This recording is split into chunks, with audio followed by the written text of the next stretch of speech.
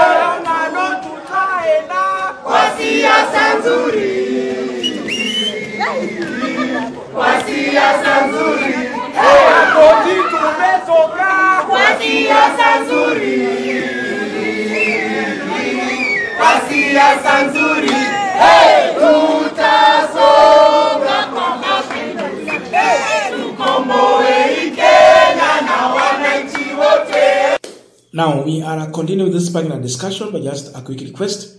For those who are watching and you have not yet subscribed, please consider subscribing. To our returning subscribers, I must say thank you so much. And again, to all our viewers, please give this video a thumbs up. Thank you so much, and back to this discussion.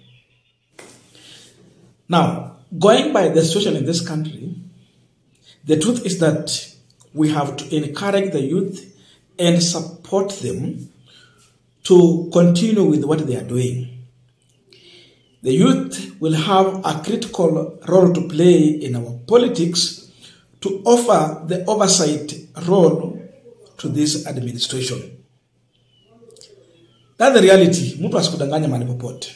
Because where we have reached, we have seen the political party that got a majority number of elective seats, 138 UDA party, which is the ruling party, joining hands together with another political party that has been leading the opposition that got close to 84 elective seats in the National Assembly.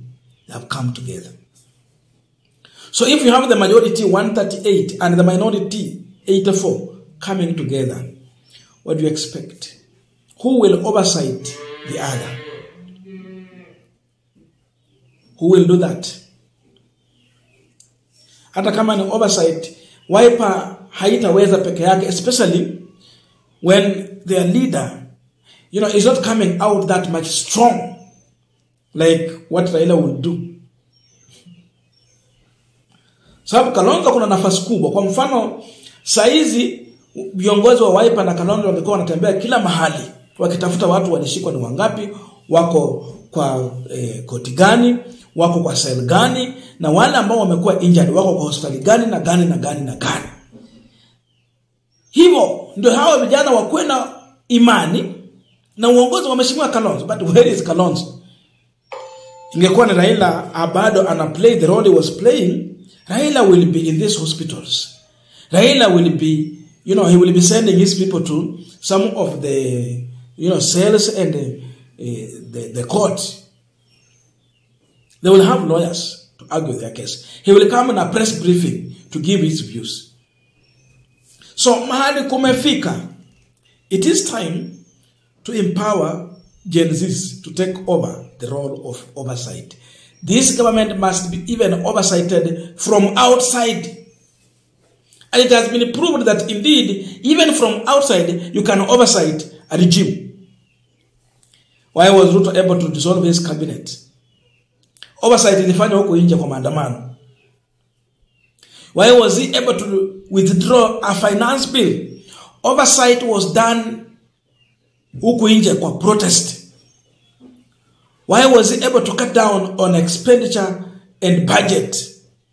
Oversight ilifanywa kwa street by Gen Zs. So that has proved a point that oversight inaweza fanywa mahali popote. Wakikataa, mnasukuma huko kwingine. That they know that in whatever they are doing, watchdog hako tu hata paka hapa nje. So ile kitu imebaki going by this situation, it is this youth who will save this country, in my view. Because we have the minority that work as opposition and the majority that work as the government side uniting together. There will be no oversight. Instead, there is going to be a backdoor consultation. Then, I can tell you right now, the National Assembly is under capture. Senate is under capture. You will be asking how.